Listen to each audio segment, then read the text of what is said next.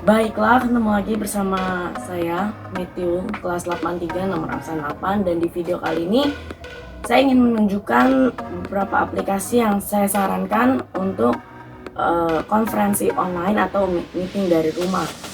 Jadi kan sekarang ini lagi sedang ada pandemi COVID-19, jadi semua pekerjaan dilakukan dari rumah. Dan tapi kan kalau yang namanya meeting harus bertemu, minimal harus berkomunikasi secara lisan, dan itu harus beramai-ramai juga. Jadi tidak semua aplikasi perpesanan bisa melakukannya, bisa beramai-ramai berpanggilan video bersama. Maka dari itu di video kali ini saya akan tunjukkan beberapa aplikasi yang bisa melakukannya.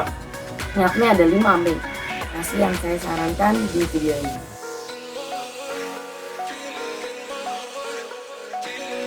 Oke, yang pertama dari Google, yakni aplikasi Google Hangouts Meet. Sebenarnya Google Hangouts itu berbeda ya daripada Google Meet. Google Hangouts itu ya Google Hangouts itu untuk perpesanan, Google Meet itu untuk konferensi online.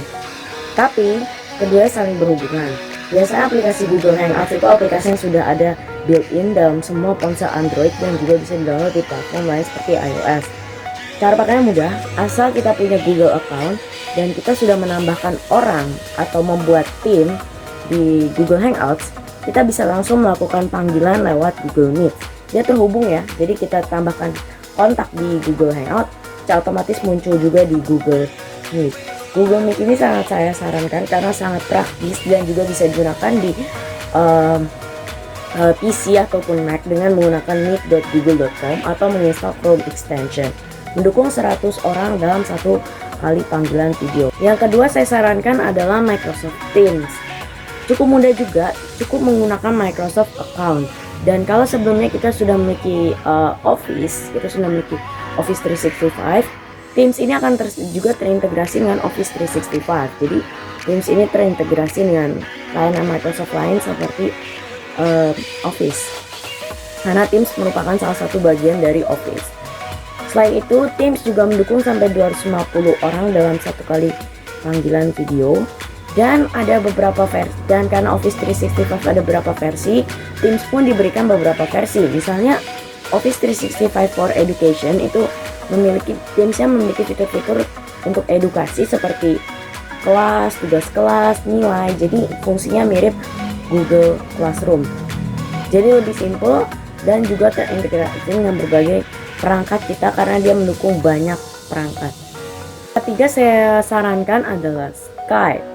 Skype juga mendukung konferensi online ya. Jadi bukan cuma konferensi satu orang ke satu orang.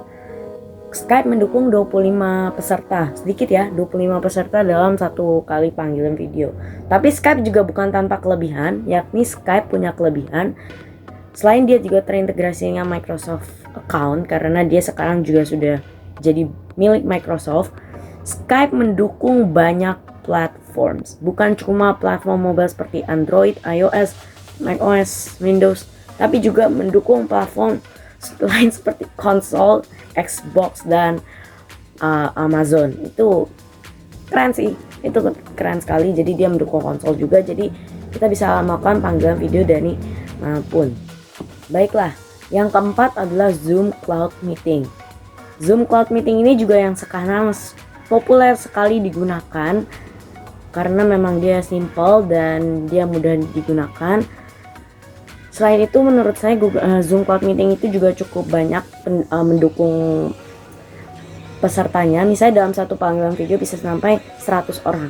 Sebenarnya di dalam daftar ini yang paling tinggi itu justru Teams. Tapi kalau lain cerita kalau kita membeli versi tertinggi dari Zoom Cloud Meeting dengan berbayar, yakni versi Enterprise Plus, bisa mencapai 1000 orang.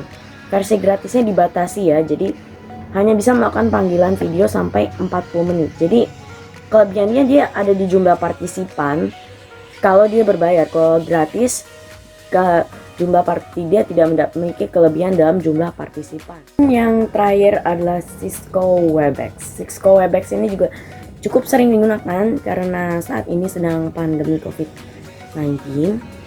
Lalu untuk dukungannya sama seperti Skype. Untuk versi gratisnya dia biasanya hanya bisa 25 orang, tapi Tapi kelebihannya Cisco Webex ini adalah karena sekarang saat ini sedang pandemi COVID-19, maka Cisco membebaskan langganan sampai 100 orang. Jadi pengguna gratis pun masih bisa menikmati sampai 100 orang. Kualitas panggilan videonya juga cukup bagus, bisa sampai HD. Walaupun sekarang saat ini sebagai kualitas panggilan video HD zaman sekarang memang cukup tinggi sih ya. Kalau bisa lebih tinggi lagi itu lebih bagus lagi. Tapi menurut saya salah satu kelebihannya adalah dia tidak punya kelebihan mutlak, tapi satu kelebihannya adalah karena dia bisa mendukung panggilan video sampai HD. Setidaknya untuk COVID-19 ini dia punya kelebihan lagi karena dia gratis. Versi berbayar sedang digratiskan oleh Cisco untuk mendukung work from home seperti saat ini. Oke, jadi kesimpulannya ada 5 aplikasi, yakni Google Hangouts Meet, Microsoft Teams, Cisco Webex, lalu Zoom Cloud Meeting, dan Skype. Kalau disuruh pilih, saya akan pilih Microsoft Teams karena Teams itu dia lebih terintegrasi dengan banyak perangkat. Dan salah satu hal yang membuat saya kurang suka sama Meet itu karena kenapa Google Meet itu harus terpisah dari Google Hangout walaupun fungsinya sama-sama perpesanan. Walaupun perpesanan tapi beda, yang satu visual, yang satu teks, yang satu gambar, tapi harusnya kan dijadikan satu, itu lebih simple. Teams dijadikan satu aplikasi. Teams itu bisa untuk video call, bisa untuk perpesanan juga bisa. Dia juga terintegrasi dengan Office 365 yang keren, yang itu juga termasuk salah satu hal yang keren sih. Teams keren, saya cukup suka sama Teams. Oh ya, mungkin Anda juga nanya kenapa saya tidak masukkan aplikasi lain yang sering mendapat update seperti FaceTime. Misalnya FaceTime juga termasuk salah satu aplikasi yang populer.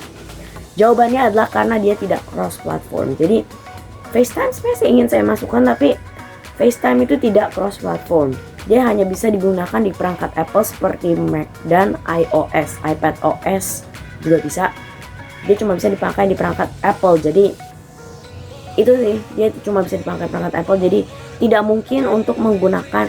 Kita kan kalau kerja dari rumah tidak mungkin memaksa teman-teman kita yang bekerja dari rumah juga untuk menggunakan perangkat Apple. Jadi tidak bisa saya sarankan di sini. FaceTime juga diblokir di beberapa negara.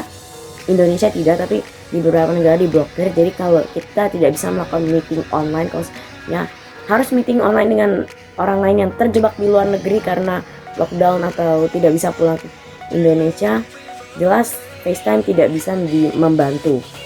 Nah, bagikan pendapat dan komentarnya kalau ada yang pakai Teams juga atau aplikasi apa yang kalian suka. Bagikan komentarnya di bawah. Terima kasih sudah menonton dan sampai jumpa di video berikutnya.